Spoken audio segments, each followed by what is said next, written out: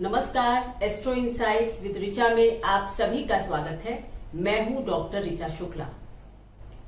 आज बात होगी सिंह लग्न में सूर्य का कुंडली के हर एक भाव में क्या फल होगा।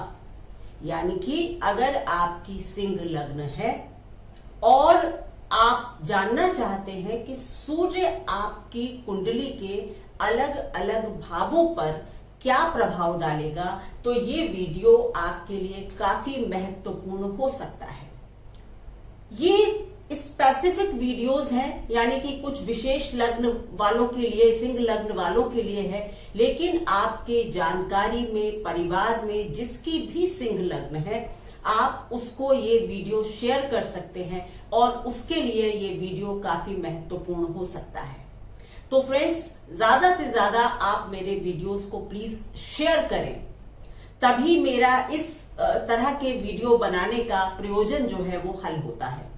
दूसरा ये कि जो ज्योतिष के विद्यार्थी हैं उनके लिए तो ये सारे वीडियोस बहुत अच्छे हैं। मैं नहीं जानती कि कितना आप लोगों को मैं समझा पा रही हूं। वैसे आप लोग कमेंट कर रहे हैं और मुझे पता चल रहा है कि कुछ ना कुछ आप लोग मेरे चैनल से सीख रहे हैं। इसका मुझे बहुत ही जिसको आप कहते हैं प्रसन्नता है इसकी, और बहुत खुश हूं मैं।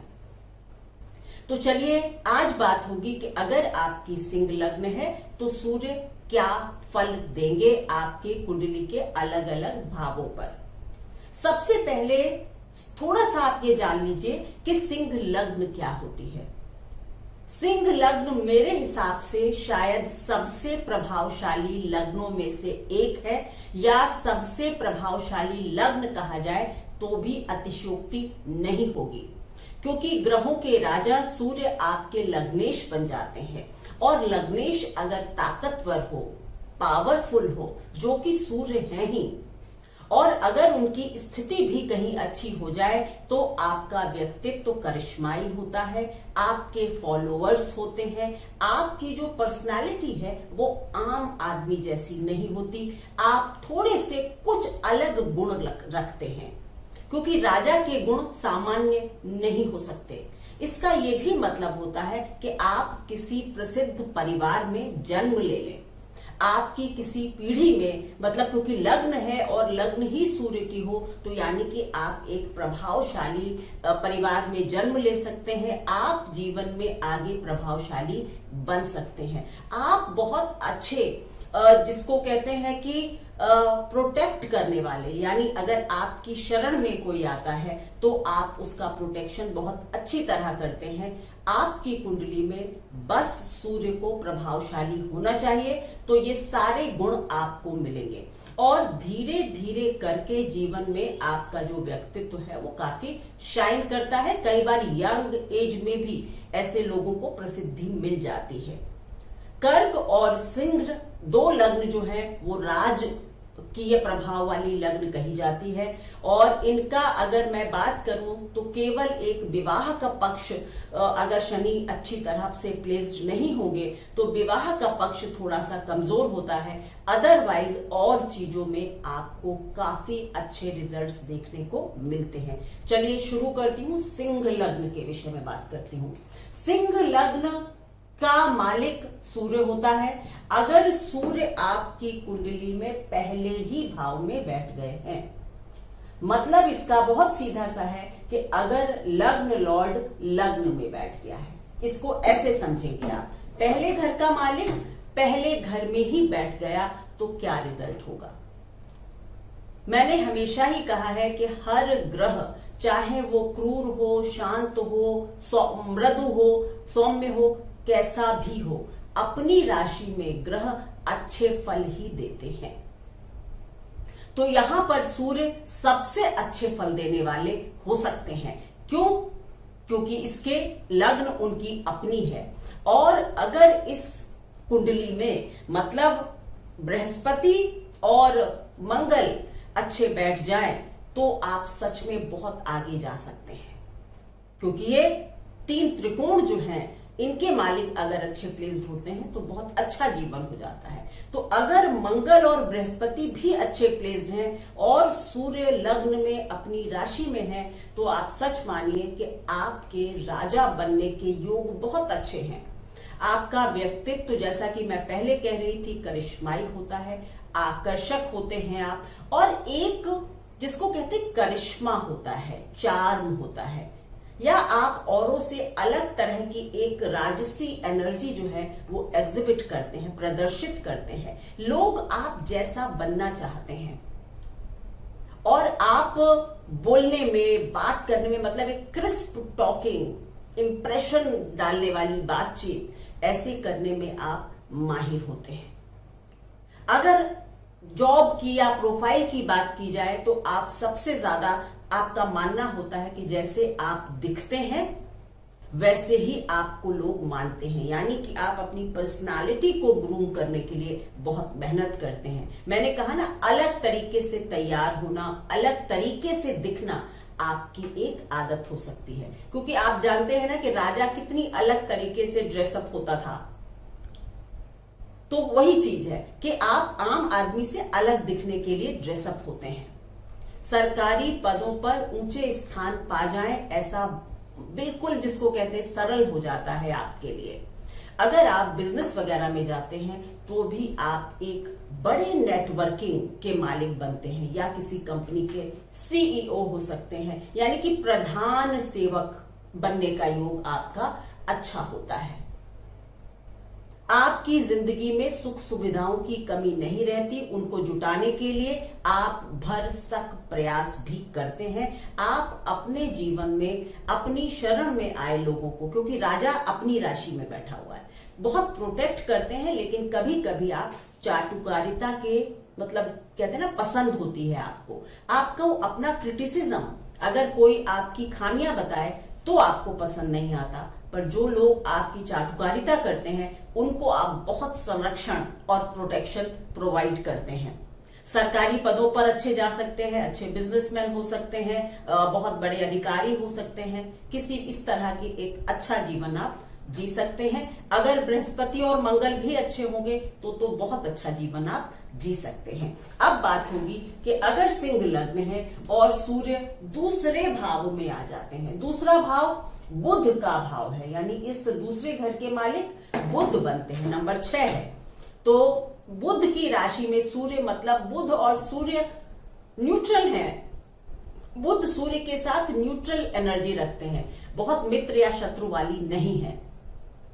तो लग्न का मालिक जब दूसरे घर में आता है तो मैंने कहा ना कि ऐसे लोगों का परिवार काफी पढ़ा लिखा हो सकता है, या कोई बड़े व्यापारिक परिवार में आप जन्म ले सकते हैं, टीचर्स, प्रोफेसर्स या इस तरह के लोगों के परिवार में आप जन्म लेंगे, और आप अपने परिवार की जो एनर्जी है या जो संस्कार हैं उनको आगे बढ़ाने में अपना महत्वपूर्ण योगदान देते हैं, क्योंकि दूसरा स्थान कुटुंब का स्थान होता है, ऐसा हम सभी जानते हैं। लग्न का मालिक जब परिवार में आ जाए, परिवार की वेल्थ में आ जाए, कुटुंब के स्थान में, तो आप परिवार की वेल्थ को बढ़ाने में काफी मेहनत करते हैं। अपनी वेल्थ तो बढ़ाते ही हैं, लेकिन परिवार की वेल्थ को, कुटुंब की संपदा, कुटुंब के संस्कारों को भी आप आगे बढ़ाते हैं। आपकी वाणी थोड़ी सी तीक्ष्ण होगी, क्योंकि सूर्य उग्र ग्रह है, तो वाणी थोड़ी सी तीक्ष्ण होगी, पर अगर बुध वेल प्लेस्ड होंगे आपकी कुंडली में तो आप काफी मैनिपुलेटिव बात करने वाले होंगे, कैलकुलेटिव, मतलब आप किससे कहां कैसे बात करनी है इसमें आप माहिर होंगे। और अगर इस सूर्य पर बृहस्पति की दृष्टि आ रही होगी तो आप एक प्रीचर भी बन सकते हैं, यानी कि आप इतना अच्छा बोलेंगे या बहुत अच्छी ओरेटर, आप ओरेटरी स्किल्स यानी बोलने की बहुत अच्छी ताकत आपके पास हो सकती है, अगर बुध अच्छा प्लेस्ड हो और बृहस्पति की दृष्टि आ जाए।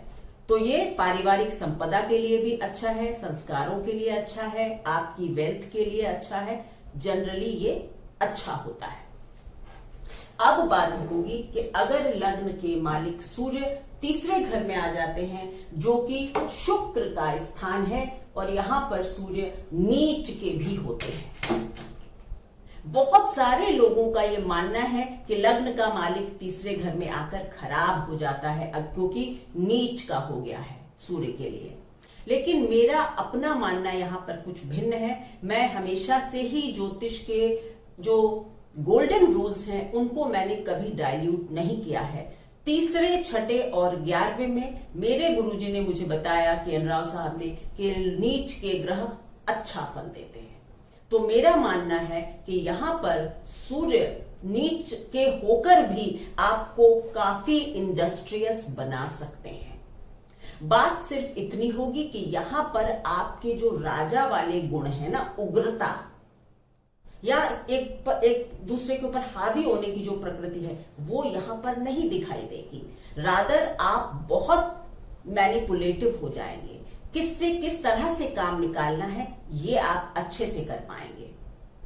आपके जो फ्रेंड सर्किल है, क्योंकि तीसरा घर फ्रेंड्स हैं, कम्युनिटी है, नेटवर्किंग है, कम्युनिकेशन भी है, कम्युनिकेशन के माध्यम है, यात्राएं हैं, तो यहां पर लग्न का मालिक जब तीसरे घर में जाएगा तो आप काफी यात्राएं कर सकते हैं। आपका जो फ्रेंड सर्किल है वो ऐसा हो सकता है कि मतलब बहुत प्रभावशाली ना भी हो, लेकिन आपके काम आने वाले मित्र आपको मिल सकते हैं।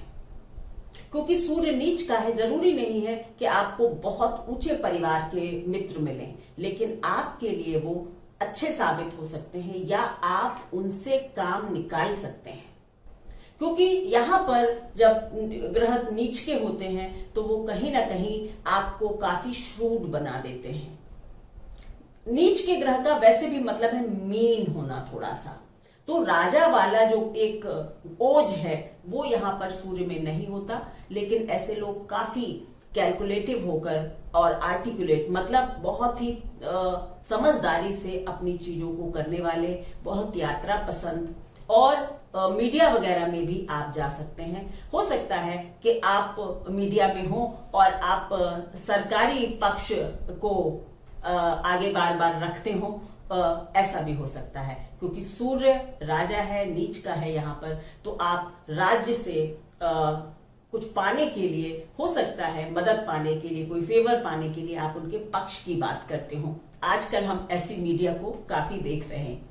तो इस तरह से फल होगा आपके। अगर यहाँ पर मंगल अच्छा प्लेस्ड नहीं होगा आपकी कुंडली में, तो छोटे भाई बहनों से आपके संबंध हो सकता है कि उतने अच्छे ना हो, ये ध्यान रखिएगा। अब बात होगी कि सूर्य अगर चौथे घर में आ जाएगा, ये इनके अपने मित्र मंगल का घर है, और मैंने पहले ही कहा कि इस कुंडली के लिए मंगल योग कारक हैं, चौथे और 9वें घर के मालिक बन जाते हैं। तो अगर सूर्य अपने परम मित्र की राशि में आ जाएंगे, मंगल अच्छी तरह यानी वेल प्लेस्ड हो, तो आप, पहली बात है कि आप अपने घर के तरफ बिल्कुल समर्पित होंगे। आप अपने घर के काम काज सिस्टम बिल्कुल बढ़िया तरीके से चलाते हैं, यानी कि एक मां की तरह आप अपने घर का ध्यान रखते हैं। आपका घर बिल्कुल ऑर्गेनाइज्ड चले, आपके घर में सुख सुविधाओं की कमी ना हो, आपके घर में अन्न धन सब भरा रहे, इसके लिए आप सदैव प्रयत्नशील रहते हैं। आप अपने एसेट्स को बढ़ाने के लिए, घर परिवार में अच्छा घर बनाना, अच्छा वाहन खरीदना, इसके लिए आप सतत प्रयत्नशील रहते हैं। लग्न का मालिक मां के स्थान में आ जाता है तो भी हम ये मानते हैं कि आप बहुत कुछ अपनी मां जैसे हो जाते हैं। तभी मैंने कहा कि मां जैसे ही आप अपने घर का भी ख्याल रखते हैं। आपकी जो मदर है वो काफी ओजस्वी हो सकती हैं, क्योंकि मंगल की राशि में सूर्य बैठ जाते हैं, तो ओजस्वी हो सकती हैं, काफी अच्छी पोस्ट पर भी आपकी मां हो सकती हैं, या आपके जीवन को बनाने में आपकी मदर का अच्छा योगदान हो, या आपने उनसे बहुत सीखा हो, ये भी हो सकता है। आप रियल एस्टेट वगैरह के बिजनेस में बहुत अच्छा कर सकते हैं, बशर्ते मंगल बढ़िया तरीके से प्लेस्ड हो। इस कुंडली में, तो आप एक कहते हैं ना कि रियल एस्टेट वगैरह के बड़े आदमी बन सकते हैं, या आप कंस्ट्रक्शन वगैरह का काम भी कर सकते हैं। दूसरा, क्योंकि जो चौथा घर है ये जनता जनार्दन का घर होता है, तो अगर आप पॉलिटिक्स वगैरह में होते हैं तो आप अपनी जनता के लिए भी काफी काम करते हैं, आप एक अच्छे लीडर साबित होते हैं। चौथे घर का सूर्य जो है वो आपको काफी प्रोटेक्टिव और मदरली बनाता है, तो आप अपनी जनता के साथ भी काफी घुलते मिलते हैं, उनके हितों का ध्यान रखने वाले पॉलिटिशियन आप बनते हैं। ऐसे लोग जो हैं वो कई बार ऊर्जा से रिलेटेड काम भी कर सकते हैं, आजकल सोलर एनर्जी वगैरह से रिलेटेड काम भी करते हैं, क्योंकि सूर्य जो है 10वें घर को देखेगा। अब अगर सूर्य लग्न के मालिक होकर पंचम में आ जाते हैं, फिर से एक अच्छी स्थिति है, अपने परम मित्र बृहस्पति गुरु की राशि में पंचम स्थान में सूर्य आ जाते हैं। जब जब लग्न के मालिक का पंचम से संबंध बनेगा तो आप अपने मन के मुताबिक चलने वाले बन जाएंगे। बेसिकली 5वां घर जो होता है वो एक फन का होता है, रोमांस का होता है, लाइटर मूड्स जो हमारे होते हैं उनका होता है। साथ ही साथ ये पूर्व पुण्य का भी है, साथ ही साथ इसमें मंत्र शक्ति भी आप देख सकते हैं, साथ ही साथ आपकी ये पढ़ाई लिखाई भी है, ग्रेजुएशन वगैरह जो होती है।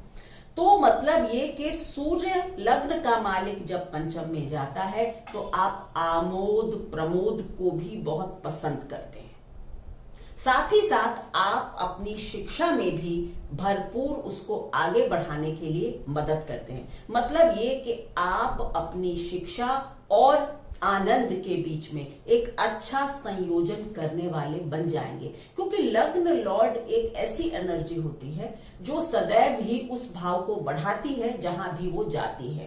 तो कई बार आप थोड़े से प्रमादी भी हो सकते हैं, मतलब फन लविंग हो सकते हैं, लेकिन आपकी जब शिक्षा की बात आएगी तो आप एकदम उठ के खड़े हो जाएंगे, यानी कि फाइन बैलेंस आप बना सकते हैं। दूसरी बात, ऐसे लोग राजनयिक वगैरह होते हैं, ये मैं कई बार कह चुकी हूं।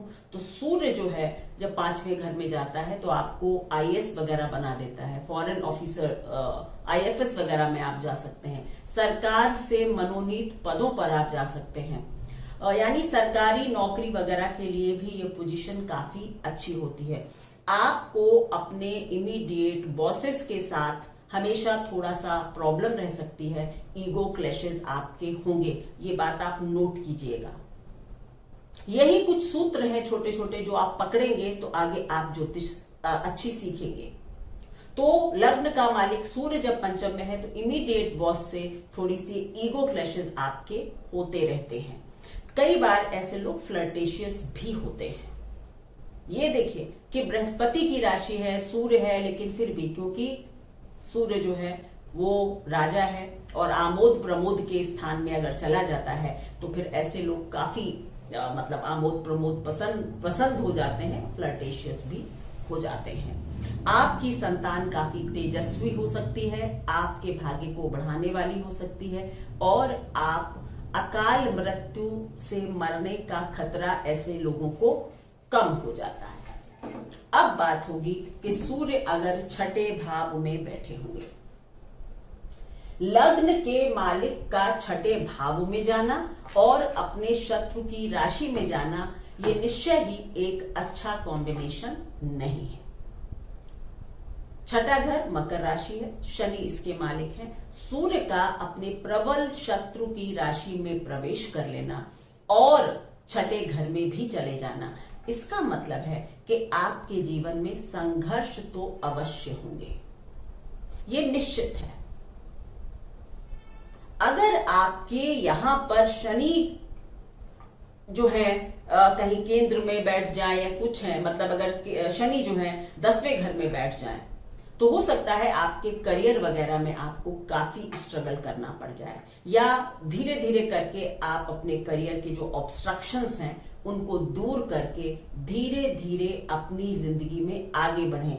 यंग एज 20-25 साल वाली जो उम्र होती है वो आपकी सर्वाधिक स्ट्रगल वाली हो सकती है,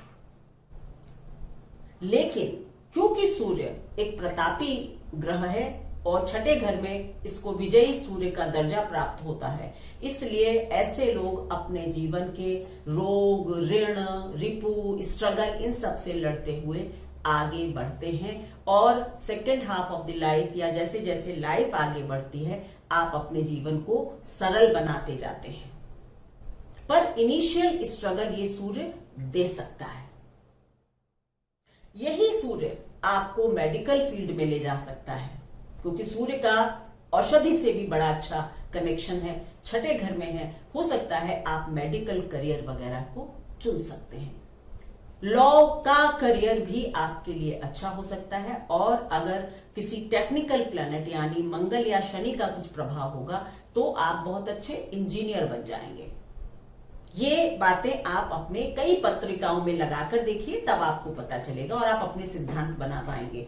अब बात होगी कि लग्न का मालिक अगर 7वें घर में चला जाए, अपने घर से 7वें घर में जाने वाले ग्रह वीक होते हैं, ये मैंने पहले ही आपको समझाया था, क्योंकि हर घर से 7वां घर उसका मारक भाव है और यहां पर मारक भाव में चले गए हैं और आप अपने शत्रु की राशि में भी पहुंच गए। तो इस तरह के जो लोग होते हैं उनके विवाह में काफी ईगो क्लैशेस आती है। कुंभ का सूर्य जो है वो मानसागरी में वर्णित है कि कुंभ का सूर्य पत्नी को प्रताड़ना देने वाला बनाता है, यानी कि आप अपने पति पर या पत्नी पर काफी हावी होने की कोशिश कर सकते हैं, यानी एक दूसरे पर हावी होने की, क्योंकि यहां पर सूर्य उतना ताकतवर नहीं है, क्योंकि सप्तम स्थान वैसे ही उसके लिए अच्छा नहीं है, फिर शत्रु का स्थान भी है, पर कहीं ना कहीं एक दूसरे के ऊपर हावी होने की कोशिश करते हैं और आपके वैवाहिक जीवन में आपको लगता है कि आपकी जो सम्मान, जो स्थान आपके स्पाउस को आपको देना चाहिए वो नहीं मिल रहा है।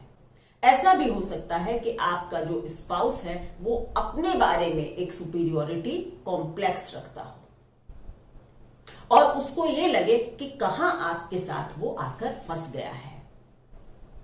तो ये स्थिति सूर्य की बहुत अच्छी नहीं है, क्योंकि लग्न को सूर्य अपनी राशि को देख रहा है तो लग्न के लिए थोड़ा ठीक कर रहा है, यानी लग्न को थोड़ी ताकत दे रहा है, लेकिन 7वां घर जो पत्नी का भाव है या पति का भाव है उसको ये खराब कर रहा है, अच्छा नहीं कर रहा है। कई लोग अपने करियर या अपनी पोजीशन के लिए भी अपनी शादी को बिल्कुल दांव पर लगा देते हैं, वर्कहॉलिक हो जाते हैं, ऐसा भी हो सकता है। इस वजह से भी विवाह में दिक्कत आती है और अगर बहुत दिक्कत आ जाए तो आप इतने इंडिविजुअलिस्टिक होते हैं, मतलब आप इतने सेल्फ में रहने वाले होते हैं कि आप अपने स्पाउस को बराबर का दर्जा नहीं देते और इस वजह से क्लैशेस होते रहते हैं। यही बात बिजनेस में लागू होगी कि अगर व्यापार है तो आप अपने जो व्यापारी मित्र हैं या जो पार्टनर्स हैं उनको ड्यू रिस्पेक्ट नहीं देते, तो फिर इस वजह से व्यापार में भी दिक्कत आ सकती है। लेकिन आप फिर भी यहां पर व्यापार में उतना हानि नहीं होगी जितनी कि ये आपसी रिश्तों में करता है। अब बात होगी कि सूर्य अगर 8वें घर में चले जाए, लग्न का मालिक 8वें घर में चला गया और राशि उसके मित्र की है, बृहस्पति की है, तो यहां पर सूर्य बहुत परेशानी में नहीं है। मित्र की राशि में ग्रह मुदित अवस्था में होता है, तो यहां पर लग्न के मालिक का 8वें में जाना वैसे भी आयुष्य के लिए अच्छा होता है। अब अगर एक सिद्धांत कहता है कि 8वें घर में सूर्य आयु को कम करता है, एक सिद्धांत कहता है कि लग्नेश होकर अगर 8वें घर में जाएंगे तो आयु को खतरा नहीं देंगे। अब तीसरी एक और बात कि अगर बृहस्पति की दृष्टि इन पर कहीं से भी आ रही होगी, चौथे घर से आ जाए, आपके दूसरे घर से आ जाए, कहीं से भी आ जाए, तो आपकी आयु में और अच्छी वृद्धि होती है और आपका आयुष्य बढ़ जाता है। लग्न के मालिक का 8वें घर में जाना ऑकल्ट या विरक्ति का भी एक साइन होता है कि या तो आप ऑकल्ट में इंटरेस्टेड हो जाते हैं या थोड़े से समाज से विरक्त अवश्य होते हैं। अगर बृहस्पति आपकी कुंडली में नीच का होगा या अच्छी स्थिति में नहीं होगा, दुष्प्रभाव में होगा, तो फिर आप कुछ अंडरग्राउंड एक्टिविटीज करने वाले व्यक्ति भी बन सकते हैं। ठीक है, क्योंकि सूर्य 8वें में चला गया और उसके बाद 8वें घर का मालिक भी अगर खराब है तो फिर आप थोड़े से अंडरग्राउंड एक्टिविटीज करने वाले व्यक्ति बन सकते हैं। पर अगर बृहस्पति अच्छा है तब आप जो है रिसर्च अनुसंधान कर सकते हैं, और आप लोग मतलब कोई भी चीज जो पानी के नीचे है या जमीन के नीचे है, ऐसे चीजों में कुछ काम भी आप कर सकते हैं। जैसे आजकल होता है ना कि अंडरलाइन इलेक्ट्रिसिटी के वायर हैं या कुछ है, इस तरह के काम भी आप कर सकते हैं और ग्रहों का प्रभाव भी पड़ेगा। अब लग्न का मालिक अगर 9वें घर में आ जाए, 9th हाउस जो है वो मेष राशि पड़ रही है यहां पर, और मेष राशि उनके मित्र की राशि है, तो लगातार सूर्य 8वें में भी ठीक महसूस करते हैं और 9वें भाव में तो काफी अच्छे महसूस करते हैं, क्योंकि स्थान भी अच्छा और मित्र का स्थान भी है। तो ऐसे लोग अपने धर्म के बारे में, यहां पर सूर्य उच्च के भी हो रहे हैं, तो काफी धर्म के मामले में थोड़े, जिसको आप कहते हैं ना, अहंकारी होते हैं। एक सुपीरियोरिटी कॉम्प्लेक्स होता है अपने धर्म के बारे में कि हिंदू अच्छा है, हिंदुइज्म अच्छा है, या मुस्लिम समाज के लोग अगर हैं तो सोचेंगे मेरा समाज अच्छा है। यानी अपने धर्म के लिए एक उच्चता का भाव आप अपने अंदर रखते हैं, औरों के धर्म को आप कमतर आंक सकते हैं। दूसरा आपका कि आपका आपके पिता से थोड़े से वैचारिक मतभेद हो सकते हैं, या आप ये महसूस कर सकते हैं कि आपके पिता जो हैं वो काफी ईगोइस्टिक हैं, या आपकी बात वो ढंग से सुनते नहीं हैं, या आपको लगता है कि उनके सिद्धांत आप जैसे नहीं हैं और आप लोग एक मेंटल वेवलेंथ पर कनेक्ट नहीं करेंगे। लेकिन क्योंकि लग्न का मालिक भाग्य में 9th हाउस में पिता के घर में उच्च का हो रहा है, तो आपके जन्म के बाद आपके पिता के लाइफ में वृद्धि हो सकती है, यानी उनका स्टेटस वगैरह अपलिफ्ट हो सकता है। लेकिन आपके और आपके पिता की आइडियोलॉजी, जिसको आप कहते हैं, वो डिफरेंट हो सकती है।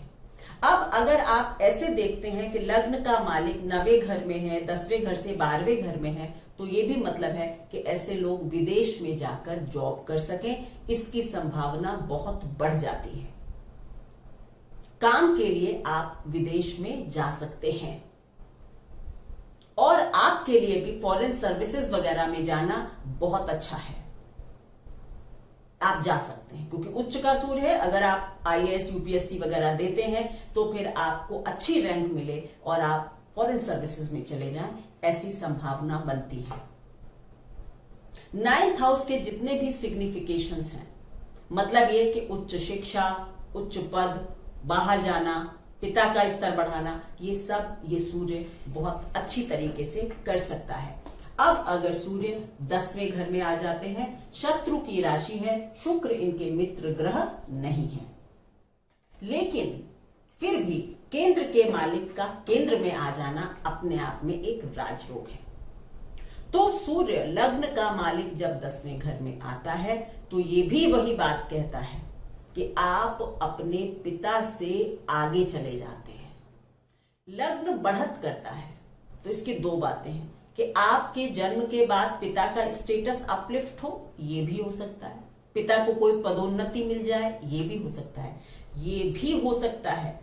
और ये इसके साथ साथ ये बहुत इंपॉर्टेंट है कि आप अपने पिता से बड़ा नाम बना लें। हो सकता है आप पिता जैसे ही प्रोफेशन में जाकर उनसे आगे चले जाएं, या अपने पिता के नाम को आगे बढ़ाएं। लग्न का मालिक 10वें घर में सेल्फ एम्प्लॉयमेंट के लिए भी बहुत प्रेरित करता है। हो सकता है कि आप ऐसे किसी फील्ड में चले जाएं जहां पर आप सेल्फ एम्प्लॉयड होना पसंद करते हैं। आप बहुत ज्यादा किसी के अंडर काम करना पसंद नहीं करेंगे, या तो फिर आप किसी सरकारी पद पर हो, उच्च पद पर हो, जहां पर सब आपकी चलती है, मतलब आपके अम्ब्रेला के नीचे बहुत लोग काम करते हैं, तब तो ठीक है। नहीं तो लग्न का मालिक दशम में जाता है तो ये सेल्फ एम्प्लॉयमेंट की तरफ इंगित करता है कि भाई ऐसे लोग अपना काम करना, अपने हिसाब से चलना पसंद करते हैं। अगर शुक्र की पोजीशन यहां पर आपकी कुंडली में अच्छी हो जाएगी, माना कि शुक्र तात्कालिक मित्र बन जाएंगे, वही वाला सिद्धांत रहेगा कि अगर दूसरे, तीसरे, चौथे या फिर 9वें, 10वें, 11वें में ग्रह बैठ जाएगा तो तात्कालिक मित्र हो जाएगा, तो फिर आपके करियर में बहुत उठान या उत्थान दे सकता है। पर शुक्र को तात्कालिक मित्र बनना चाहिए। अगर तात्कालिक शत्रु भी बन जाएगा तब फिर आपके करियर में कभी कभी अड़चने, ऑब्स्ट्रक्शंस आ सकते हैं, खास करके सरकारी नौकरी वगैरह पाने के लिए। अब जो है बात होगी कि अगर लग्न का मालिक 11वें घर में जाता है, 11वें घर में जाना, और बुध की राशि न्यूट्रल है, कोई शत्रुता नहीं है, 11वें घर का सूर्य वैसे भी अच्छा होता है, लग्न का मालिक 11वें में है, आयु के लिए अच्छा है, आयु का लाभ हो रहा है। 11वें घर के लिए सूर्य का बैठना वैसे भी बहुत पावरफुल माना जाता है। ऐसे लोग बड़े नेटवर्किंग का हिस्सा बनते हैं या बड़े लोगों के साथ नेटवर्किंग करते हैं और अपने जीवन को काफी आगे बढ़ाते हैं। धन के लिए भी ये कॉम्बिनेशन काफी अच्छा है। अगर बुध की पोजीशन भी अच्छी होगी, सूर्य से दूसरे, तीसरे, चौथे, 9वें, 10वें, 11वें में होंगे तो स्थिति बहुत अच्छी होगी। आप काफी अच्छा धन लाभ अपने जीवन में कर सकते हैं। लेकिन देखिए, जब ग्रहों को आप इस तरह समझ रहे हैं तो उनके डिस्पोजिटर को, यानी कि जिस राशि में ग्रह बैठा है उसके मालिक की स्थिति क्या है कुंडली में, ये बहुत इंपॉर्टेंट हो जाता है और तभी आप सही फल कथन कह सकेंगे। तो बुध को आप देखें और उसके बाद इनकी फाइनेंशियल स्थिति पर बोलें तो बहुत अच्छा होगा। आप लोगों को कई बार अवार्ड्स वगैरह भी मिल जाते हैं। अगर लग्न का मालिक 11वें घर में है तो अवार्ड्स मिलते हैं और आप काफी मनी ओरिएंटेड आपका माइंड होता है। मतलब आप सोचते हैं बस मैं अपने लिए कमा रहा हूं, मतलब कमाना मेरा उद्देश्य है। और जब अपने मन के हिसाब से भरपूर कमा लेते हैं तब आप थोड़ा सा चैरिटी में जाने लगते हैं। तो इस तरह के फल सूर्य देता है। अब बात होगी कि सूर्य जो है वो 12वें घर में चले गए। लग्न का मालिक 12वें घर में चला गया, लेकिन है वो अपने मित्र की राशि में। चंद्रमा उसके मित्र हैं, परम मित्र हैं। चंद्रमा वैसे किसी का भी शत्रु नहीं है। तो सूर्य भी चंद्रमा की राशि में है, बहुत पीड़ित नहीं है। और अगर चंद्रमा की स्थिति, माना कि चंद्रमा लग्न में बैठ जाए और लग्न का मालिक 12वें घर में आ जाए, तो आपके लिए विदेश का योग बहुत अच्छा हो सकता है। वैसे भी आप अगर लग्न का मालिक 12वें घर में है और 12वें घर का मालिक वेल प्लेस्ड है तो आपके विदेश जाकर बसने या विदेश जाकर बसने की इच्छा आपकी जरूर होगी। अगर और ग्रह भी मदद कर रहे होंगे तो फिर आप बाहर जाकर बस सकते हैं। लेकिन लग्न के मालिक का 12वें घर में जाना सेहत के लिए बहुत अच्छे संकेत नहीं होते, क्योंकि लग्न का व्यय हो रहा है, शरीर का व्यय हो रहा है, तो सेहत थोड़ी सी फ्रेजाइल हो सकती है। यहां बैठकर सूर्य जो है छठे घर को देखते भी हैं, यानी कि जो रोग का भाव है उसको प्रकाशित कर रहे हैं। तो रोग की दृष्टि से ये बहुत अच्छा नहीं होता। कई बार आपके जो शत्रु होते हैं वो भी आपको काफी परेशान कर सकते हैं। आप थोड़े से इंट्रोवर्ट हो सकते हैं, यानी आपके शत्रु प्रभावशाली हो सकते हैं। तो इस तरह से ये पोजीशन जो है थोड़ी सी मध्यम है और सेहत के लिए भी है, काफी व्यय करा सकती है आपके स्वास्थ्य के ऊपर बहुत व्यय करा सकती है, मतलब करा सकता है ये ग्रह। और जो एक बार बार मैं कहती हूं कि वो ये कि आपकी जो अंदरूनी इच्छा है, जो आपकी आत्मा है, वो कहीं ना कहीं स्पिरिचुअलिटी की तरफ भी जा सकती है, क्योंकि लग्न का मालिक 12वें घर में है। अगर इस पर शुक्र का प्रभाव होगा या फिर इस सूर्य पर चंद्रमा का बहुत प्रभाव होगा, तब फिर आपका मन चंचल हो जाएगा और हो सकता है कि आप स्पिरिचुअलिटी की तरफ ना जाकर दूसरी तरफ, जो कि फिजिकल प्लेजर्स है, उसमें अपनी शक्ति को व्यय करने लगे। ऐसा भी हो सकता है। तो सूर्य की स्थिति अपनी लग्न यानी अपनी हॉरोस्कोप में समझने के लिए एक सिद्धांत जो आज बड़ा है वो ये कि आप जिस राशि में सूर्य है उसके मालिक से सूर्य का क्या रिश्ता बन रहा है, उसकी क्या स्थिति है, इसको अवश्य देखें, तब आप एक सटीक फल कथन कह सकेंगे। तो ये थी मेरी एनालिसिस सूर्य के 12 भावों में, सिंह लग्न में सूर्य के 12 भावों में क्या स्थिति होती है, क्या फल होते हैं। आप लोग मेरे वीडियोस को ज्यादा से ज्यादा देखें, लाइक करें और प्लीज मैं आपसे बार बार कह रही हूं, शेयर करें मेरे वीडियोस को। शेयर अगर आप करते हैं तभी आप मेरी ये आवाज को दूर दूर तक पहुंचा सकते हैं और मेरी मेहनत को सफल बना सकते हैं। Thank you so much.